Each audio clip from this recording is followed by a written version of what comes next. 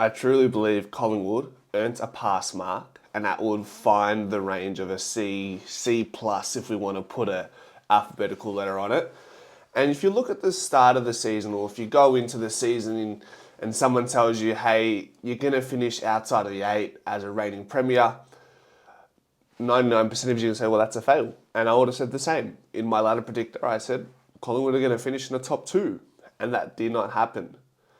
But context is important. And I think it's a real reductionist way to look at the season in isolation when things can be taken with momentum this season into the next year. So I want you to remember that as well when I am making this case, okay? First things first, going into the opening round, what a debacle that was. It was this marketing ploy by the AFL. I hope we never see that again. Collingwood ended up having to play 3 games in 18 days off a shortened preseason, being the reigning premier. The other thing you need to factor in is naturally there's an inherent complacency when you go into a year as a reigning premier. You see that more times than not. And with the competition tighter than ever, these little margins make a world of difference in the grand scheme of things. And when you look at our opposition to start the year, we face GWS, we face Sydney, Brisbane at the Gabba, GWS in Sydney and Sydney at the G. They were the first 3 of our first 4 games. And then we also travelled to Adelaide to play Hawthorn in the gather round. So you look at that fixturing and it probably couldn't be any more difficult for a reigning premier side to come back and ask to do a job against teams who we beat in the process to getting that flag in 2023. Brisbane we won, was still tough. GWS we beat in a prelim, so they're going to have a chip on their shoulder, okay? So those are my initial points. And then we also go into the season without Nathan Murphy, which forces us into a world of instability in the back line. Charlie Dean's tried, Billy Frampton, Jeremy Howe's a little bit out of form. Darcy Moore is who in 2024 for the most part of the year? Who is he? Who is this guy? And when you're trying these new players and they're trying to solidify their spot, their life is not made any easier by what's happening further up the field. We're struggling in the contest. We can't keep the ball in our forward half. And then McStay does his ACL in the pre-season and we have to play small ball again, which creates further instability. While Collingwood, I will say the caveat is Collingwood are a great small ball side when it comes to getting good spread and pressure and return from your smaller looking forward 6. So Collingwood do that really well. And then we get to the bye after gather round and we're 2-3, okay? Not too bad. We're starting to turn and we started ticking little boxes, a few things looking nice. John Noble came in, he was doing well. Nick Dacos was thriving in the middle, but there were still points that needed an improvement. And then we rebound and go unbeaten in 10 of the next 11 games without these players. Jamie Elliott, who ended up missing 8 games this season. Mason Cox, who misses 7 games. Myercheck misses 11 games. McStay for the season. Pendlebury misses 3 and plays with a cooked elbow and cracked ribs towards the latter end of the year.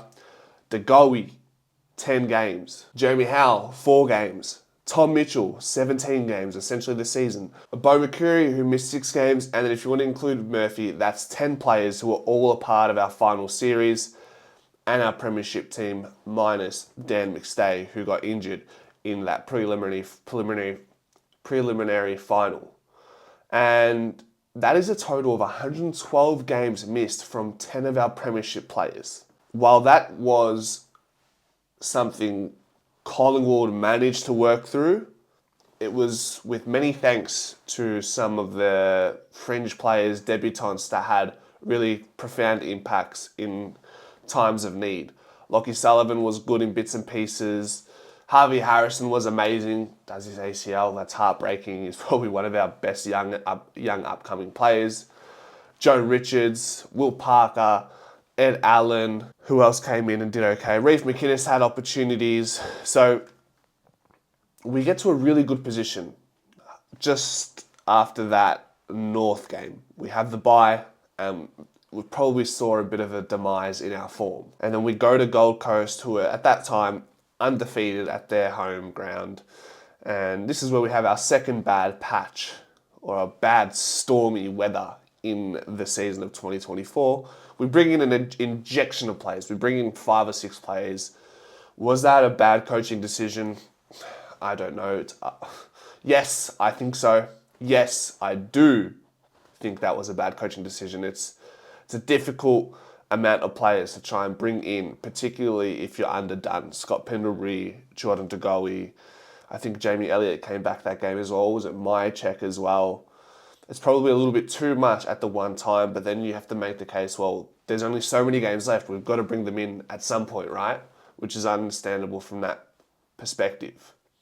But it was the worst patch of footy I've seen Collingwood play since 2021 under Nathan Buckley. And that was against Gold Coast, Essendon, Geelong, and Hawthorn. And you couldn't make sense of it. You really couldn't. You really couldn't. And I think there is an element of something where you just can't make sense of certain things when it comes to life, when it comes to footy. I just chalk it up as a bad storm that Collingwood had to weather and go through, because everything Collingwood was about, pressure, manic footy, it wasn't there. It was absent. And there's just no viable, rational observations you can make about that period. And that's the beauty of footy. Things just don't make sense sometimes. And then that is further supported by the fact that after that poor patch, we beat Carlton, we beat Brisbane, we should have beaten Sydney, and we beat the D's. And if you look halfway through the year and you're looking ahead to your fixture, you go, oh, we should beat Essendon, should beat Gold Coast, should beat Geelong, should beat Hawthorn. But I'm really concerned about Sydney, Brisbane, Carlton, and Melbourne. I think that's where everyone's head was at. But it was the reverse in what actually transpired. So it's funny how it works. Is it mentality? What's the point in trying to put your finger on it? Because what we see happen after that poor patch just defies everything. We look like 2 different squads in those 2 periods of football. And then over the course of 2024, we find a way to develop a forward half game, scoring from the ball being repossessed in our forward half. And that ranks us top 4 for the year, which is really important for your scoring profile to be able to keep the ball in the forward half. What took a massive hit and never really recovered until the last 4 games of the year was our defensive half ball movement. We finished in the bottom 4, whereas last year we finished in the top 4. We were the number 1 side for defensive half ball movement. Is that because Nick Dacos moves from the back line to the midfield? We don't move Josh Dacos to the half back line quick enough. These are the things that we probably need to consider. But I do see our ball movement from the back half improving next year, especially if we have Josh Dacos there as our go-to. Give him the ball. You do what you want, Mr. Josh Dacos. Yes, sir, I'll do whatever you want. And then if John Noble's there, great if he doesn't get traded. But then we also have Will Parker, who showed some signs in that Melbourne game. And then we've got TJ and Dimatia. So there are options there for development, and I think we'll rebound a bit better with the ball in our back half next year. Tied in with that new forward half game, which we didn't have in 2023, will make things difficult. We have changed our game. Our mould does look different, and we have had to adapt, because when you win a flag, they're going to stop you doing what you do best, and that's what they did to Collingwood this year. They stopped our ball movement off the half back. Sidey looks great in the midfield as a tagger. Howie plays on. Pendles looks great. We look fast when we surround them with small pressure players around the arcs, off the half back line, off the forward line. Bo McCreary, Josh Dacos, John Noble, Lockie Schultz, Bobby Hill, Jamie Elliott. When these players come into the middle and create an extra outside layout, we look faster that way. Like we said, Josh Dacos was a raging success.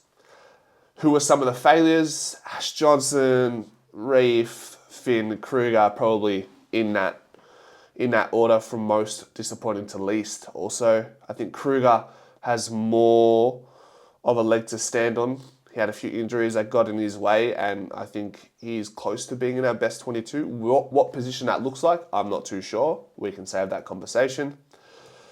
But yeah, my ultimate point is we can't look at the season isolated because there are a lot of philosophical lessons that we take from 2023 and we carry on into 2024, 2025, so on and so forth.